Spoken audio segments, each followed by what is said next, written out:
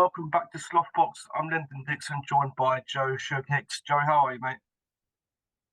I'm doing good. How you doing? Yeah, not too bad, mate. I want to go right back to the start. How did you initially get into boxing? I just always been in love with it, and I feel like it was something that brought me close to my father. Mm. Um, that's the thing. It brought you close to your father. I've read a few things about how close you was and how being in the gym made you feel close to him. How much of an inspiration was he growing up in terms of boxing?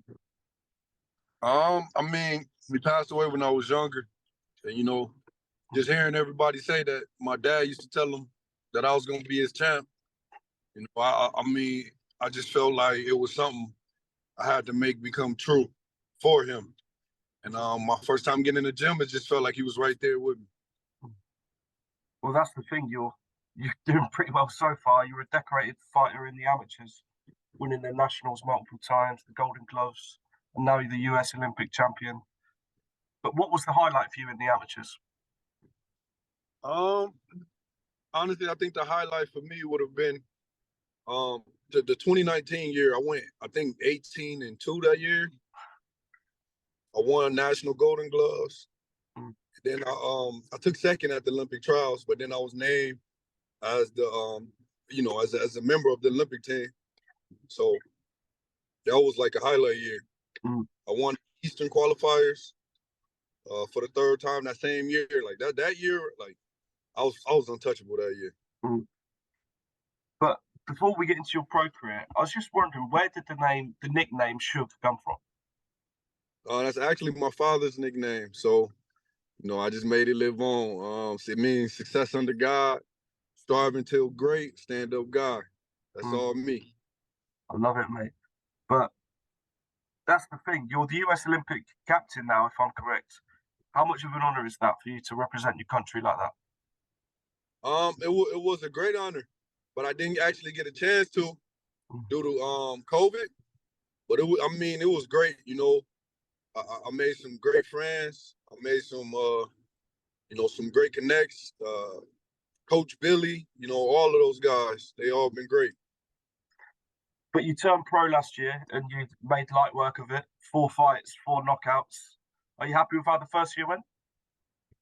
Do you mind asking that again? The Um, last part. yeah, you made light work of turning pro. 4 fights and 4 knockouts. Are you happy with how the first year went?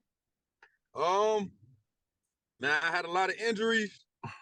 Uh, I wasn't happy with it, honestly. I felt like my performance got a lot better every time I got in the ring, Mm. but I didn't get a chance. I didn't get the chance I wanted to show how good I really am. Mm. You fight out of the Grand Rapids in Michigan. Another fighter hailing from Grand Rapids is obviously Floyd Mayweather. I was just wondering if you've had the chance maybe to speak to Floyd. He's offered you some advice, but just in general, how much of an inspiration is it having someone like that from your hometown? So Floyd is a big, big inspiration to me personally. Um, Floyd can't. He used to come to everybody's school in Grand Rapids. He go to your high school. He talked to you. He's a very positive person. That image that he show everybody else in the media, that's not him, honestly. He's a lot humble. He's way more humble than it looks in in the image the media portray him as. One day he came to my school, he was talking to us. I'm pretty sure he don't remember, but I do, and it meant a lot to me. And he told me straight up, like, my pants were sagging. He told me straight up, just asked me what I was doing, what I plan on doing with my life. I told him I was gonna box, be a champion like him. He said, not like that. And I mean, that meant a lot to me. Mm. It made me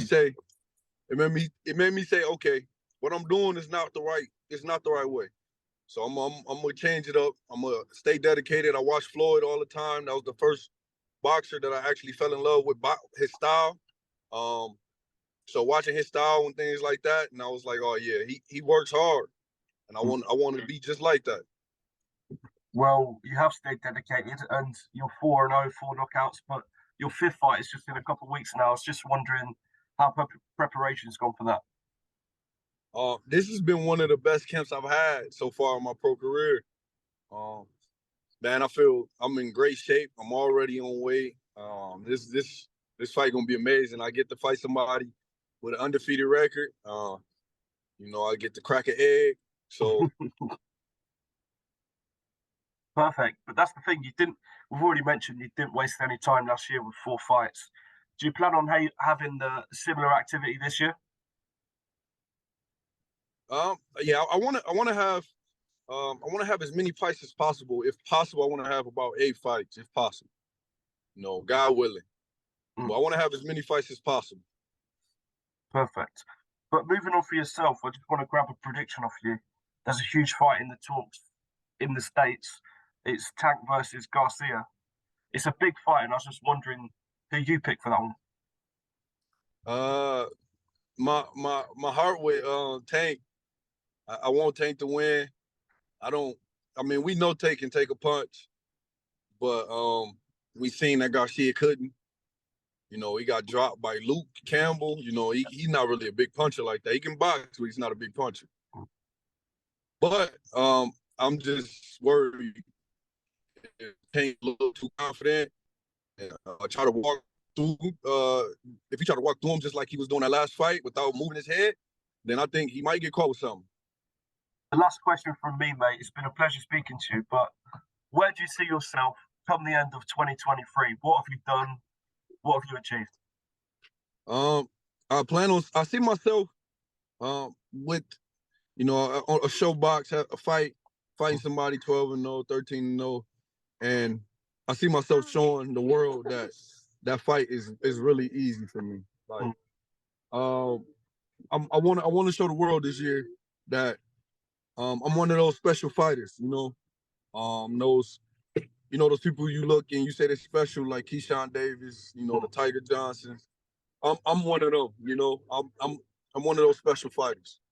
Well, it's been a pleasure speaking to you, mate, and I hope it all happens. I've been Lyndon Dixon. He's been Joe Suge Hicks, and we'll see you on the next one. All right, thanks. I appreciate you having me. It's been a pleasure for me. Cheers, man.